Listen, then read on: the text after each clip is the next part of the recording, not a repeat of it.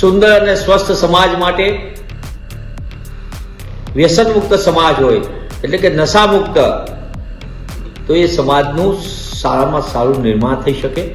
એનો એ પરિવાર માટે પણ સારું અને સમગ્ર રાજ્ય માટે પણ સારી ઘટના છે. પણ દુઃખ સાથે કહેવું પડે, જે રીતે ઘટનાક્રમ ચાલે છે, બે રોકટોક ગુજરાતમાં નશાનો વેપલો ચાલે, ડ્રગ્સ અને દારૂ બે રોકટોક ઠલવાય, ગાંજો, ચરસ સહિતના નશાકારક પદાર્થોનો બે રોકટોક ઉપયોગ થાય, યુવા પેઢી બરબાદ થવા જઈ રહી છે. આ મુદ્દો રાજકીય જ નથી, આ મુદ્દો છે ગુજરાતને બચાવવા માટેનો.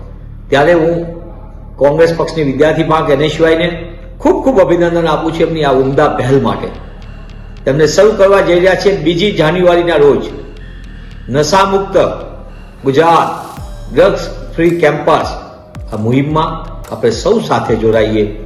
આપ પણ જોડાઓ, આપનું બાળક, આજુબાજુના બાળકો, તમામને આપણે નશામાંથી દૂર રાખીએ અને એવા સ્વસ્થ ગુજરાતના નિર્માણ માટે, ગુજરાતને બચાવવા માટેની આ પહેલમાં આપ જોડાઓ.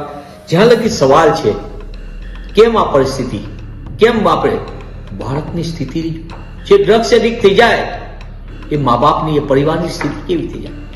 અનેક પ્રકારની તકલીફો પડે. સામાન્ય, મધ્યમ વર્ગ, ગરીબ, તમામ પૈસાદાર હોય કે ગરીબ હોય, સામાન્ય હોય કે મધ્યમ વર્ગ, તમામ આ ચુંગાલમાં એક વાર ફસાય છે એટલે પરિસ્થિતિ બેકાબુ બને છે.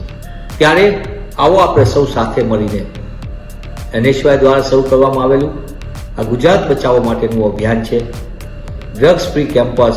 એમાં બાળક સ્વસ્થ રીતે ભણી શકે, વ્યસનથી દૂર રહે, ઉમદા ભવિષ્યનું ઘડતર કરી શકે, એ દિશા તરફનું આ પહેલ છે.